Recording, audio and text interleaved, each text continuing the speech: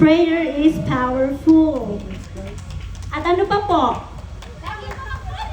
Lagi talagang magpupuri. Magdala daw lagi ng tirador.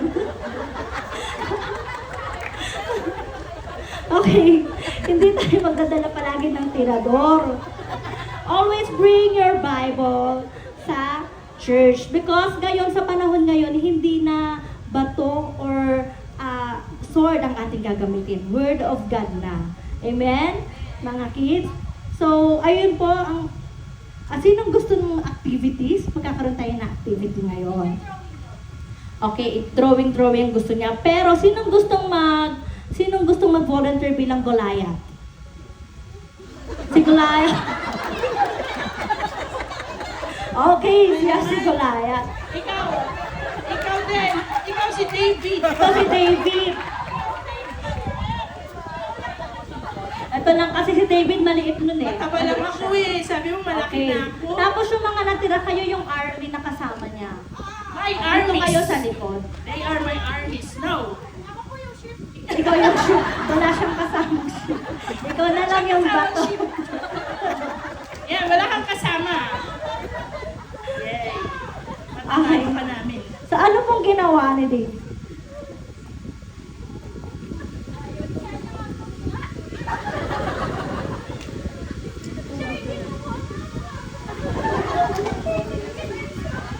They are my armies.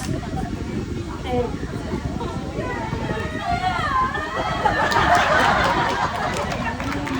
ano pong tawag pag ganito yung estudyante? Teacher tayo na. Ano siya? At least, ano?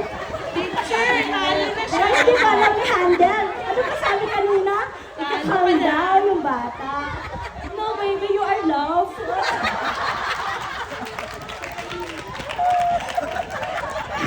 Hindi. Teacher, halika na, mag-play tayo, di ba? Role play yung sasabi. You are loved, Teacher. baby. Sige, hindi ka mag-play na. Gusto mo ng toys? Ay, kakain na tayo ng lugaw. Water. Anong gusto mo? May tawag ko si Mama? Si Papa. Ano may Papa? Teacher, nandun si mama niya. Si mama niya, nandun pala sila ng damit. Halika, maglalaro lang tayo. Huwag ka nang magtampo. Love ka ng mahal na Panginoon. Nandun na yung mama niya. Nandun na yung mama niya. Yay! Thank you po. Pwede ka na ba mag-King David? Ayaw. Okay, iba na lang ang King David. Si Ate Joy.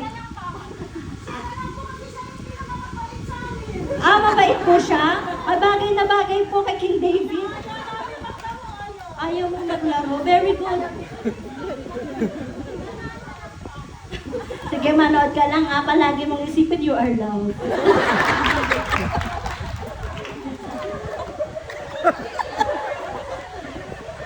Teacher, anong gagawin? Go na, teacher. Binato ba niya agad si David or tinito? Do you want to fight? Hindi po ba masama yung mag-aaway? Teacher, bakit po kami pinag-aaway? Ayaw na namin yung roleplay namin, nagpa-fight. Teacher, at June. Pagkanto pa ba yung estudyante? Ano pong gagawin?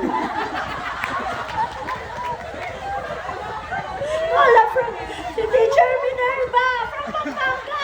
Tulungan niyo po ako. Hala kayo, nandiyan na yung teacher natin na isa. Yan ang principal natin. Praise the Lord po. Praise the Lord, beloved kids! Praise the Lord po. Behave ba po ang lahat? Opo. Okay, did your teacher ask you to behave? How do you behave? Look into my eyes. Okay, let me see.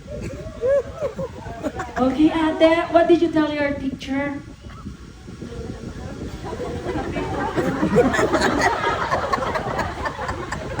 Bawal po mag-aaway.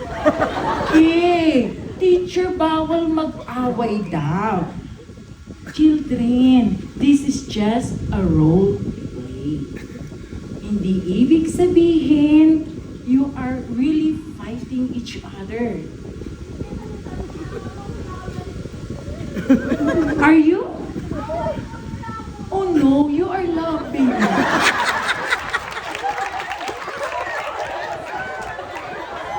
Next is tayo. Okay, pag ganito po yung klase ng mga student natin, mga minamahal, let them feel that they are loved. Di ba? Yun yung lesson natin, they are loved. At talagang in reality, different behavior yung mga bata. So sinabi niya, bawal daw yung fight. Dapat bigyan niyo ng emphasis that fight, hindi naman kayo mag-aaway in real life. This is just a role play na kailangan para magkaroon ng deeper understanding doon sa lesson. Amen po. Okay, thank you, Teacher Ana. Ay, feedback lang po, no? Nakakatuwa. Talagang, I'm so blessed na talagang na-apply nila yung mga lesson na natutunan natin. Even they are the student. In reality, talagang may ganyan, no? Na tinuturuan pa si teacher, you are bad, teacher. You're teaching us to fight, di ba? Pero pagka pinaliwanag mo to ng maayos, with love, lagi mo sasabihin, you are love, baby. Di ba? Hindi ka ADHD. Okay po. So, in reality, nangyayari po yung ganyan. So, proud tayo that this is the first seminar na kung saan punong-puno yung mga lesson na ibahagi po sa atin. Kahit ako, matagal na po akong public school teacher. Pero natutuwa ako kasi talagang iba ang approach spiritually. Nag-observe din po ako ng mga co-teacher ko, kahabagan ng mahal ng Panginoon. Talagang from the start ng pagpasok ni teacher, kung titignan mo, kaiba sa mga spiritual or Sunday school teacher natin. Kasi pag Sunday school teacher, yung expectation, yung tingin mo sa mahal ng Panginoon, pagpapahalaga mo sa calling mo, mararamdaman kagad ng mga bata. Amen? Kasi sabi nga natin, we are special. Hindi special, child, no, mga minamahal. We are seen by God. We are chose to be one of the teacher kasi may purpose, di ba? And what is that purpose? To be empowered, to be equipped, to teach the future generation natin. And how we be able to teach? By being compassionate. Nang maunawaan mo yung different attitude, behavior ng mga bata na hindi ka kagad maiinis, na kahit na hinihila ka, teacher, ako, gano'n. Di ba may gano'n talaga na lalo na kung yung mga younger brethren natin. So, we are all special in the eyes of the Lord. Amen. God bless us all.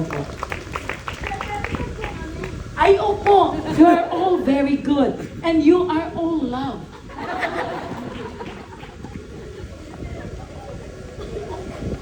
Thank you so much po Siya, kain na tayo. sa ating help from our beloved teacher. Ito po ulit tayong hungry na kayo. So, hindi na kayo 4 years old ngayon 10 years old above na kayo kasi giving na. Diba kumain na kayo kanina, nabusog na kayo, so giving na, go. Praise the Lord, beloved Sunday School, young brethren. 10 years old na kayo. So,